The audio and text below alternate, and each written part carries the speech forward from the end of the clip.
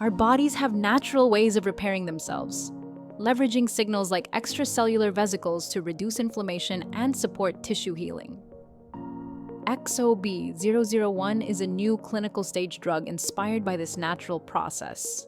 Derived from human adult stem cells, it is currently tested on humans to regulate inflammation and promote regeneration in lung tissue, offering hope for conditions with limited or no treatment options. In new preclinical studies, EXOB-001 showed promising results across 3 models: reducing inflammation in the nervous system, repairing injured muscles, and supporting neural cell growth. These effects are driven by bioactive molecules that influence how cells behave, activating repair mechanisms exactly where needed. EXOB-001 represents a strategic opportunity in the biotechnology sector, addressing multiple urgent medical needs. The future of regenerative medicine is here, and with EXOB-001, we are now able to start addressing neurological and muscular indications.